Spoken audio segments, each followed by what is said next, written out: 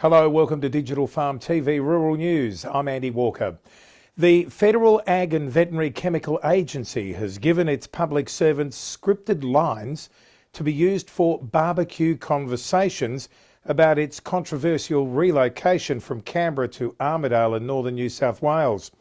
Staffers at the APVMA have been given a long list of talking points to use with people asking about the authorities' forced relocation to the heart of Agriculture Minister Barnaby Joyce's New England electorate. Public servants at the APVMA have reportedly done it tough since the November 2016 announcement that their employer was moving with many staff, particularly vital regulatory scientists, flatly refusing to leave Canberra base. Dairy Australia has taken potshots at dissident social media chat by groups including Victoria's outspoken Farm Power Group and has canvassed strategies for dealing with online dissent. A screenshot of a leaked email doing the rounds listed a number of areas where the organisation said misinformation was being spread about a range of topics.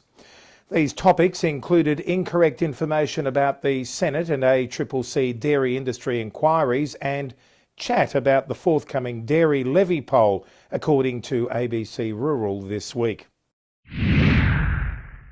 The national cattle market has been boosted by recent rainfall across many parts of Australia, ensuring cattle prices will remain higher year on year for the current 6 months. However, heading towards 2018, a slowly growing herd will most likely result in prices trending lower, according to Meat and Livestock Australia's Ben Thomas. MLA said this week the 2017 outlook for cattle slaughter in Australia remained at 7.1 million head, down 200,000 head or 3% year on year.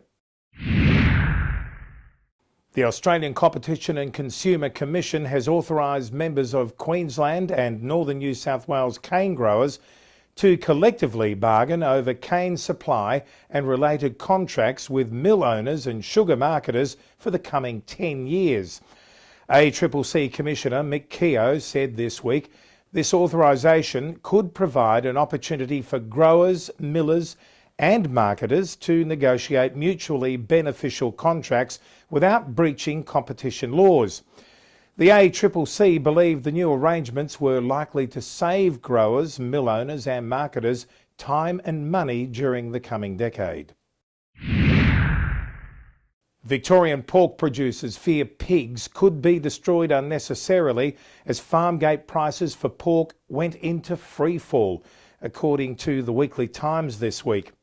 VFF Pig Group President John Burke said he feared the industry faced a major welfare issue as farmers without regular supply agreements had their pigs turned away by processors. John Burke said that if producers couldn't process their pigs, they would have to shoot them, and that it would be a disgrace to see animals fit for human consumption wasted.